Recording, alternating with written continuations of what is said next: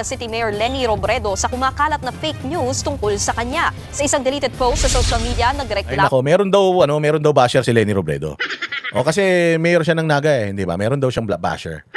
O sabi Leni, liar, kahapon pa pala nasa Manila. Kala namin nasa Naga at may post pa kanina na early morning visit. Nung hinahanap sa office, nasa Manila pala. Bakit tinatago ang lakad sa Manila? Linggo-linggo na lang nasa Manila. Nagtataka ako, ano ba to? Worthy ba ito ng national news? Problema nila ito sa Naga I mean, normal na meron kang basher, di ba? O, halimbawa yan, sinasabi na nasa Manila ka, di pakita mo, wala ako sa Manila, tanga. O ngayon, nagrereklamo ito si Leni, ano daw siya ng fake news. Oy, Frugal, maraming salamat sa iyo. Siya daw ay biktima ng fake news. Putsang inasabi ko, yan lang yung mga fake news na tinatanggap nyo. Tapos nagrereklamo na kayo. Paano pag naging presidente kayo? Si Inday Sara, grabe yung fake news na tinatanggap niya araw-araw. Nakita niyo yung namatay na vlogger kung paano siya i-fake news yun? Na meron daw siyang kabembangan na basketball player, na sa tuwing nagpupunta daw siya diyan sa Hague, nagpapalaglag. Tapos ganito, tapos ganyan. Grabe, sobrang below the belt. O, yung mga tira nila kay Inday Sara. Ba't narinig mo si Inday Sara na nagreklamo? Narinig mo si Inday Sara na nagdemanda? O, tapos ito lang, iisang tao, iisang page, putya yan. Tapos ito, nagre-reklamo na kayo. Paano pag naging presidente to si Leni Robredo? Ganito lang kagaan na batikos sa kanya. Grabe pa naman bumatikos ang Banateros. Ang Banateros pa naman, pag binatikos ka, talagang pati kapitbahay mo damay. Pero hindi tayo tumitira ng below the belt masyado ha. At least yung mga kasamang kong Banateros. Si boss dadalang naman ng balahura Pero imaginein mo, ganito lang kagaan. Pagbiyahe mo lang sa Maynila, si Inday Sara nga nasa impeachment pa ngayon. Pinagbibintangan siya nagnakaw ng pera ng taong bayan kahit nakitang-kita mo naman sa kanyang itsura na siya ay simple lamang kaya pinagkakatiwalaan siya ng mas maraming Pilipino. Walang hiya na yan. Dito lang umiiyak ka, Leni Robredo. Ano ba yan? Grabe naman kayo mga dilawan. Sige, diretso. ang isang netizen sa linggo-linggo umanong pagbiyahe ng alkalde sa Metro Manila. Tanong niya, bakit daw ito sinisikreto sa mga taga-Naga? Pero paliwanag ni Robredo, Hindi ba sinisikreto sa mga tiga-Naga? So, ibig sabihin, yung problema na ito, problema ng Naga ito. Kini-question siya ng isang taga-Naga. Ano ba tawag sa mga taga-Naga? Nagoyo? Nagansese ba? Ano ba tawag sa mga taga-Naga? Na mga taga-Naga, yun na lang. So this is a local issue. Na kailangan ba talaga natin i-sensationalize to at gawing balitang pang Pilipinas? Ang tinapay, sobrang VIP nyo naman. Di ba? Sobrang VIP nyo naman, walang hiya mga ano na lang, mga uragon. Mga uragon na mga tiga-Naga. Ano pa? isang beses sa isang buwan lang siya nasa Maynila. Yan ay tuwing bumibisita raw siya sa kanyang mga anak. Di tapos na yun. Isang beses sa buwan lang ako nasa Manila pag bumibisita ako sa mga anak ko. Pag pinapatawag ako ni Bongbong. Pag kinukumbinsi niya ako na tumakbo bilang presidente. Mga ganun. Ano naman masama nun? And if pumupunta ka ng Naga, ano naman problema? Ng Maynila, ano naman problema ron? Kung pumupunta ka ng Maynila, wala namang masama ron. Sabi ko, parang sinasabi ng media, may binabanatan si Leni Robredo. Oy, Leia 06, maraming salamat sa pambili ng bigas Sabi, binabanatan kawawa naman si Leni Robredo. Putang ina, yan lang, binalita nyo na. Samantalang kay Inday Sara, sandamukal na mga vloggers ni Bongbong Marcos yung walang ginawa, kundi murahin siya ng murahin araw-araw, hindi nyo binabalita. Nagarian. Nagarian daw. Sige, Nagarian. Mga Nagarians. Hindi ba? Mga walang hiya kayo. At tuwing may mga tulong sa national government o private partners. Sa isang pahayag, iginiit ni Robredo na wala siyang sinisikreto at parati siyang may report tungkol sa kanyang mga biyahe. Yun naman pala hindi mo sinisikret. Nakakasagot naman pala si Leni Robredo Ba't binalita pa to ng mainstream media? Walang hiya naman. At saka ano ba naman? Leni liar. Buti nga liar ka lang Si Inday Sara, plunderer. Death threater. Ano pa ba? Yung mga kinakaso kay Inday Sara. Ang daming kinakaso kay Inday Sara. Ang daming mga paninira kay Inday Sara. Hindi nyo man lang tinutulungan. Kayo talaga mainstream media.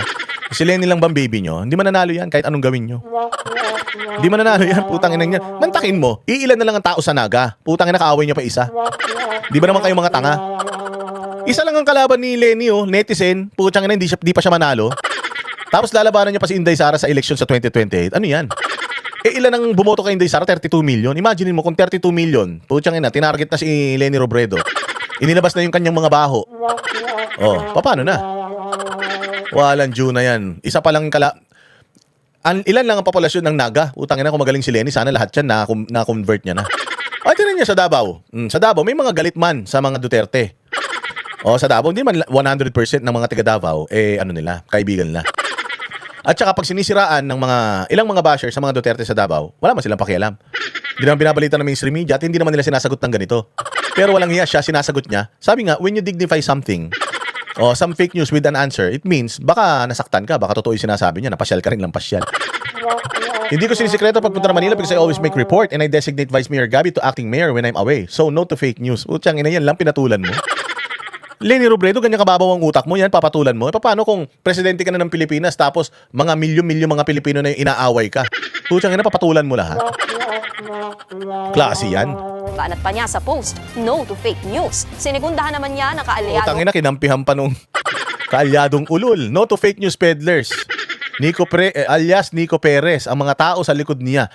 Itigil nyo na ang kasinungalingan ninyo. Tukoy na kayo. Attention NBI at PNP. Putang ina, tutugisin nila yung tao na kini-question yung pagbiyahe-biyahe ni Leni Robredo. Kutya gagamitin nyo ang NBI at ang PNP para sa isang taxpayer na taga Bicol na kini-question yung mga ganitong gawain ni Leni Robredo. Putsang inan yan. Yan ang gusto nyo maging presidente ng Pilipinas, sheltered. Si Bongbong Marcos, sinabi na ni Pangulong Duterte yan. Hindi pwede maging presidente yan kasi nga, walang backbone yan. Spoiled yan. Sinusubuan yan. Hanggang ngayon may yaya pa yan. Paano magtatrabaho yan para sa inyo kung sa sarili nga niya, hindi niya kayang magtrabaho? Oh. So, true enough, nung nanalo si Bongbong, tingnan mo, sino ang lumalaban sa lahat ng mga pambabati ko sa kanya? Si Claire Castro. Hindi niya kayang tumayo sa sarili niya. Hindi niya kayang pagtanggol yung sarili niya. More so, hindi niya kayang magdesisyon para sa bayang Pilipinas. Kaya nga, may mga rumors na kumakalat sa politika na hindi si Bongbong Marcos ang nagdidesisyon para sa Pilipinas. Asawa yata niya, si Lagdameo yata, at kung sino-sino yata, yun yung nagdidesisyon. Spoiled brat eh. Never na nagutom yan si Bongbong. Never na nagtrabaho yan. Never na, nahirapan yan. Oh, so paano niya ngayon isosolve yung problema ninyo, mga Pilipino? Pag tinanong niyo siya, Bongbong, anong solusyon natin dito sa problema na to? Sasagot lang sa inyo niyan. Tanong niyo dun sa yaya ko. Diba? Lahat yan pinapaabot. Yaya, yung sapatos ko. Yaya, yung brief ko. Ganun yan. Oh, so ngayon magboboto na naman tayo ng isang kandidato na binatikos mo lang yung pagbiyahe-biyahe, puta nagsumbong pa sa kaibigan. Ang masaklap nito, gagamitin ng NBI at ang PNP para tugisin. Tugisin ha? Putang ina niyan, ang daming kriminal sa Pilipinas, yung pumatay kay Mima Alicia. Yung mga holdupper, mga kidnapper, mga drug lord. Putsang ina, tinuutusan nila ang NBI at ang police, imbis na nakafocus yan doon sa mga krimen na nagkalat sa bayan natin, inuutusan nila na tugisin etong mga naninira kay Leni Robredo. Ba't hindi nyo tugisin yung mga naninira kay Inday Sara kahit na papaano? Violation ng cybercrime law. Ang ina niyan, kinwestiyon ka lang. Cybercrime law na yan. Grabe. So yung culture of spoiled brat. Yung culture of being sensitive and culture of weaponizing these government agencies para sa kanilang kapritsyo dahil lang nasugatan ng konti yung kanilang malilinis na pagkatao. Ganun ang kultura nila. Oo, ang kultura ng mga Duterte, utsang ina, pabayaan mo yan. Lahat ng mga tao na yan na galit sa atin, pabayaan mo yan. Kasi magserbisyo tayo. Kasi kung mas maraming mga Pilipino ang natutuwa sa trabaho natin, ano lang yan, pabayaan natin yung mga yan. Kung at least mga 70% ng tao natutuwa sa ginagawa natin, yung 30%, pabayaan na natin yan. Ganun talaga. You cannot please everyone or everybody. Ganun ang mga Duterte. Nakita mo si Pangulong Duterte, nagdemanda. Nakita mo si Pangulong Duterte, itong mga naninira sa kanya, tinrabaho. Ginamit ang NBI at saka ang PNP na tugisin ang mga ito. Hindi. Oh, kasi karapatan mo yan. Oh, kung ayaw mo sa akin, wala akong magagawa. Ayaw mo sa akin. Oh, itong problema rito, iisang tao. Hindi mo pa nakumbinse, Leni Robredo, paano na? At dati niyang running mate na si Senator Kiko Pangilinan. Tukoy na raw ang nasa likod ng fake news at dapat raw itong kasuhan. Ito naman, ganyan ang magiging kahinat. Pinakita ko lang sa inyo kung ano magiging kahinatnan ng Pilipinas kapag kasi Leni Robredo ang binoto ninyo. Hindi na kayo makakapagsalita, mantakin mo yun lang, tinanong mo lang, lagi ka nasa Maynila. Lagi ka nasa Maynila, pasyal ka na. Ang lapit na Maynila, kaya mo mga ubaguwian ng Maynila eh. Yun lang na ka na eh, nasaktan ka na eh. Walang inuurungan, pagtama palakpakan, pag